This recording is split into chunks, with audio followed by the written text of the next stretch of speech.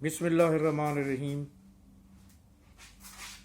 नवाज़ ख़ान बाबा views YouTube channel की जानिब से आप सब लोगों को हमारा सलाम कबूल हो। अस्सलाम वालेकुम। हमें उम्मीद है कि आप जहाँ जहाँ भी हैं अपने अज़ीज़ व अकारब, अपने अहल खाना, अपने दोस्त अहबाब, अपने रिश्तेदारों और अपने बाल बच्चों के साथ बख़ैर व आफ़ियत और खुश व खुर्रम होंगे। हमारी दुआ है कि अल्लाह ताला आपको इसी तरह मज़ीद खुशियाँ नसीब फरमाए और आपको तादेर सलामत रखे। आमीन। आज का वीलॉग में आगे बढ़ने से पहले आपसे दरख्वास्त है कि आप हमारे चैनल को सब्सक्राइब ज़रूर करें, लाइक करें, शेयर करें और बेल के बटन को ज़रूर दबाएं ताकि हमारी हर आने वाली वीडियो आप तक बर वक्त पहुँचती रहे, उसका नोटिफिकेशन आपको बर वक्त मिलता रहे। शुक्रिया। आज का वीलॉग 2-3 मौज़ूआत पर मुश्तमिल है क्योंकि पाकिस्तान के हालात इतनी तेज़ी से बदल रहे हैं कि कोई भी ख़बर और कोई भी अहम इत्तला छोड़ने को दिल नहीं करता, क्योंकि अगर चंद लम्हे लेट हो जाए तो फिर वो ख़बर पुरानी हो जाती है। सबसे पहले मैं बात करूंगा कल की जो ख़बर थी नादरा के चेयरमैन जनाब तारिक मलिक साहब के इस्तीफ़ा की। उन्होंने वज़ीर आज़म शहबाज शरीफ से मुलाकात की और अपना रिज़ाइन उनको पेश किया। तारिक मलिक साहब, इसमें कोई शक नहीं है कि एक बहुत ही आला पाए के टेक्नोक्रेट, टेक्निकल बंदे, आईटी के स्पेशलिस्ट थे और उन्होंने नादरा की तरक्की में और उसमें नई नई इन्वेंशन में बहुत ही अहम किरदार अदा किया। और इस अहम मौके पर जबकि इलेक्शन की तैयारियां भी हो रही हैं और वैसे भी बहुत से अहम वाक़यात रूनुमा हो रहे हैं, उनका इस्तीफ़ा मेरे ख़्याल में किसी धचके से कम नहीं। इसकी मुख्तलिफ तावीलात पेश की जा रही है और कुछ लोग इस इस्तीफ़ा को इस नज़र से भी देख रहे हैं कि तारिक मलिक साहब का झुकाव रुझान जरदारी साहब की तरफ ज़्यादा था शहबाज शरीफ के मुकाबले में, तो उनका जो इस्तीफ़ा जो है वो मुस्लिम लीग और पीपल्स पार्टी के दरमियान सर्द जंग की वजह से भी ये इस्तीफ़ा आया है। लेकिन इसके बारे में हम कोई हतमी बात नहीं कह सकते क्योंकि इसकी हम तस्दीक नहीं कर सकते। लेकिन धुआं वहीं से उठता है जहाँ पर कुछ आग लगती है। तो ये जो आजकल अफवाहें फैल रही हैं कि पीपल्स पार्टी और मुस्लिम लीग के दरमियान कुछ सर्द मोहरी सी है और शायद ये सर्द मोहरी जल्द ही अवाम के सामने भी आ जाएगी खुल के जंग की सूरत में, तो इसमें कुछ हकीकत तो है क्योंकि ज़ाहिर है कि अब इलेक्शन आना है और इलेक्शन में मुस्लिम लीग नून कभी नहीं चाहेगी कि वो पंजाब को जो है वो उसके ऊपर सीट एडजस्टमेंट करे या पंजाब में से कुछ हिस्सा किसी और अपने जो इत्तेहादी हैं उनको दे, जिस तरह पीपल्स पार्टी कभी नहीं चाहेगी कि सिंध से उनके हिस्से में कोई हिस्सेदार बने। तो ज़ाहिर है कि ये सियासत है, वो अपने हलीफ भी हैं और कल के हरीफ भी होंगे। उसमें एक और ख़बर ये भी है कि सर्द मोहरी की एक और वजह चेयरमैन पीसीबी का तकर्रुर भी है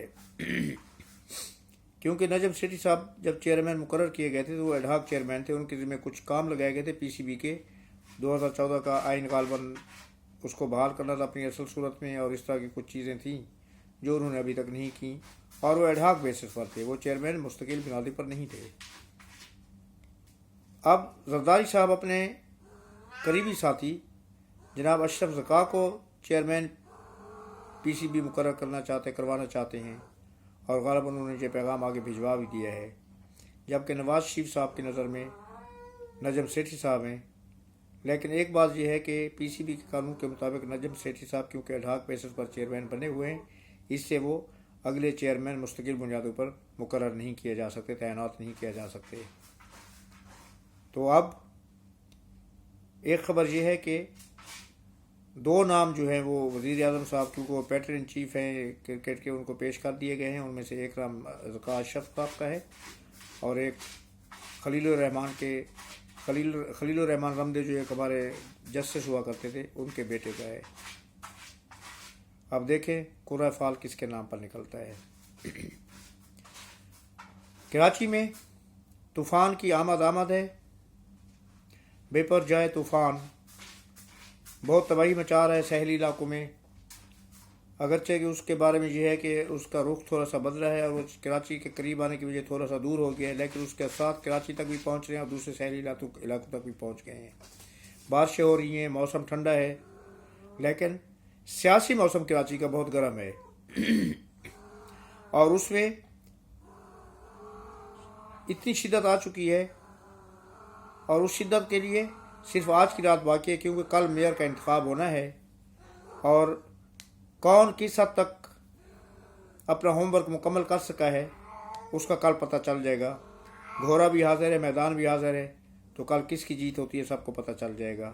لیکن بظاہر جو امکانات ہیں وہ پیپلز پارٹی کے مرتضیٰ وہاب صاحب کے واضح ہے کہ وہ میئر منتخب ہو جائیں گے، کیونکہ جماعت اسلامی کے حافظ نعیم الرحمان جن کے اوپر تکیہ کر کے بیٹھے ہوئے تھے، ان میں سے کچھ لوگوں نے اوپنلی پریس کانفرنسز میں کہہ دیا ہے کہ وہ ووٹ نہیں ڈالیں گے، کیونکہ وہ اپنی پارٹی کے لیڈروں سے سخت ناراض ہیں، اس سے وہ ووٹ نہیں ڈالیں گے۔ اور اس میں کسی حد تک وہ حق بجانب بھی ہیں۔ پارٹی کا شرازہ بکھر چکا ہے، پارٹی نے 9 مئی کو جو کچھ کیا ہے اس کو کوئی بھی شخص قبول کرنے کے لیے تیار نہیں ہے، اور پھر اس کے بعد یہ کہ جہاں پر بڑے بڑے وزراء، بڑے بڑے ایم این اے، بڑے بڑے ایم پی اے، بڑے بڑے لیڈر عمران خان کے ساتھ کھڑے نہیں ہو سکے، تو یہ چھوٹے چھوٹے جو کونسلر اور چیئرمین یوسیز ہیں، یونین کونسل کے جو چیئرمین ہیں، یہ بیچارے کہاں کھڑے ہوں گے۔ اس لیے انہوں نے کہا کہ ہم کسی بھی پارٹی کو ووٹ نہیں دیں گے، اور کسی بھی پارٹی کو ووٹ نہ دینے سے مراد یہ ہے کہ پیپلز پارٹی کی جیت یقینی ہو جائے گی، کیونکہ پیپلز پارٹی کے پاس اپنے جو ہیں وہ 173 اپنے اور ان کے رئیس کے 173 ووٹ ہوتے ہیں، اور جو جماعت اسلامی ہے اس کے 192 ووٹ تھے پی ٹی آئی کے ورکرز کے ساتھ ملا کے، اور جب پی ٹی آئی ان کا ساتھ نہیں دیں گے لوگ تو اس کے بعد ان کے ووٹ غالباً 150 تک آ جائیں گے، تو کھلی شکست نظر آ رہی ہے۔ لیکن بہرحال کل آخری لمحات میں کیا ہوتا ہے اس کا فیصلہ بھی کل ہو جائے گا۔ ہماری دعا ہے کہ جو بھی ہو ملک و قوم کے لیے اور کراچی کے لیے اچھا ہو، کراچی کو کچھ اچھی خوشخبری ملنی چاہیے۔ تیسرا، جناب فیض حمید صاحب، ان کے گرد گھیرا تنگ ہو رہا ہے، اور سنا ہے کہ ان کی 3 انکوائریز شروع کی جا چکی ہیں، کیونکہ اس کا تعلق ایک جو بہت ہی سیریس معاملہ ہے وہ یہ طارق ملک صاحب جو نادرا کے چیئرمین نے استعفیٰ دیا ہے، اور فیض حمید صاحب، ان کا معاملہ آپس میں جڑا ہوا ہے، کیونکہ طارق ملک صاحب کی تعیناتی میں فیض حمید صاحب کا بہت بڑا کردار رہا تھا، اور فیض حمید صاحب کے کہنے پر ہی طارق ملک کی تعیناتی عمران صاحب نے کی تھی۔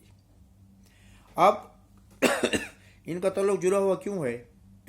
آپ کو پتہ ہونا چاہیے کہ اس اعلیٰ سطحی پوسٹنگز میں اور تجارتی کاموں میں جب کوئی بزنس مین کسی کو فائدہ پہنچاتا ہے، کسی کی فیور کرتا ہے، تو یقیناً اس کے جواب میں اپنا فائدہ نظر آ رہا ہوتا ہے۔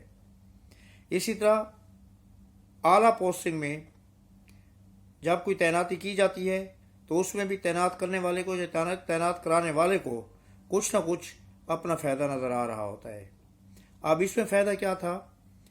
آپ کو یاد ہوگا کہ کچھ عرصہ پہلے یہ خبر اڑی تھی کہ چیف آف آرمی اسٹاف حافظ سید عاصم منیر صاحب کی فیملی کا ڈیٹا جو تھا وہ لیک ہوا تھا، اور وہ ڈیٹا مختلف کنٹریز میں ان کے ایمبیسیز کے تھرو پہنچایا گیا تھا۔ مسئلہ اس میں ڈیٹا کی یہ کیوں لیک کیا گیا تھا؟ صرف اس لیے کہ اس میں ان کی تعیناتی کو رکوانا تھا، رکوانے کی ایک آخری کوشش تھی کہ جی یہ کسی ایک مسلک کے ساتھ تعلق رکھتے ہیں، اس لیے ان کو تعینات نہیں ہونا چاہیے، پاکستان جیسی بڑی فوج کا سربراہ اس جیسے شخص کو نہیں ہونا چاہیے۔ مجھے ایک چیز کی سمجھ نہیں آ رہی کہ جب جنرل باجوہ صاحب کی تعیناتی ہوئی تھی، ایز چیف آف آرمی صاحب، جب پنکی پیرنی کے شوہر کو وزیر اعظم کے طور پر منتخب کیا گیا تھا، منتخب نہیں کہا جا سکتا، سلیکٹ کیا گیا تھا، तो फिर उस वक्त भी बड़ी अफवाहें हो रही थी कि इनका भी किसी एक फ़िरके से ताल्लुक़ है। मैं ओपनली कह रहा हूँ, इनके बारे में ये मशहूर किया गया था कि ये मिर्ज़ाई है। तो इससे ये जनरल बाजवा और पिंकी पीरनी के शौहर जो है ना जी, इनके आपस में बहुत ज़्यादा घर जो है उनकी बहुत ज़्यादा आपस में बनती है। वो जैसे टिच बट्टन आदि जोड़ी वाला हिसाब था कि दोनों एक दूसरे के लिए लाज़िम मलज़ूम थे। और फिर वो टिच बट्टनों की जोड़ी ऐसे लग हुई कि इट कुत्ते का वैर पड़ गया। तो उस वक्त तो किसी ने इस तरह की नाकाम कोशिश नहीं की थी, तो फिर क्यों इस तरह के ओछे हरबे इस्तेमाल किए गए, ओछे हथकंडे इस्तेमाल किए गए। और कहा यह गया कि उनका बायोडाटा जो था वो नादरा से निकाला गया। और नादरा में हम तारक मलिक साहब को तो कोई दोष नहीं देंगे कि वो खुद इसमें इन्वॉल्व हों, लेकिन बहरहाल वो उस अदारे के सरबराह थे और ये मामला बहुत संगीनी का हामिल है और बहुत संगीन हैसियत रखता है। इससे शायद उन्होंने ये मुनासिब समझा कि आइंदा आने वालों में ये मामला और गर्म हो जाएगा, तो उस गर्मी से इससे पहले कि वो उस हॉट सूप में या हॉट वाटर में खड़े हों, उन्होंने अपने आप को निकालना बेहतर समझा। और रिज़ाइन करने के साथ साथ ही वो पाकिस्तान से भी जाना चाह रहे थे, लेकिन उनको रोक दिया गया कि वो पाकिस्तान से बाहर नहीं जा सकेंगे। तो ये वजह उनके रिज़ाइन देने की कि उनका जो फैमिली का रिकॉर्ड था आसिम साहब का, वो कुछ बाहर के मुल्कों को भेजा गया था, ख़ास तौर पर सऊदी अरेबिया को। और उसके बाद अब बात फिर वहीं पर आ जाती है पिंकी पीरनी के शौहर पर। अब वो लिटरली हकीकी तौर पर नाक रगड़ रही हैं कि किसी तरह उनको NRO मिल जाए और किसी तरह उनकी खलासी हो जाए। लेकिन अब जूं जूं दिन गुजरते गए हैं, हम लोग तो ये सोच रहे थे कि दिन गुजरने के साथ साथ उनको शायद रीऑर्गेनाइज करने का मौका मिल जाएगा अपने आप को। उसकी उन्होंने कोशिश भी की, लेकिन वो हमेशा गलत सिमत में कोशिश करते हैं। उनकी कोशिशें गलत सिमत में चल रही हैं। अपने आप को रीऑर्गेनाइज करने के लिए वो फिर वही ओछे हथकंडे, फिर वही भोंडे हरबे, फिर वही चीज़ें इस्तेमाल कर रहे हैं कि जिनकी वजह से वो आज इस हाल को पहुँचे हुए हैं। उनके बारे में एक और ख़बर ये भी है कि उन्होंने 9/11 जैसा एक और सानियाबी पाकिस्तान में बपा करने के लिए एक प्लानिंग की थी, वो प्लानिंग भी पकड़ी गई है। और अब किसी भी तौर पर उनको किसी माफ़ी के काबिल नहीं समझा जा रहा।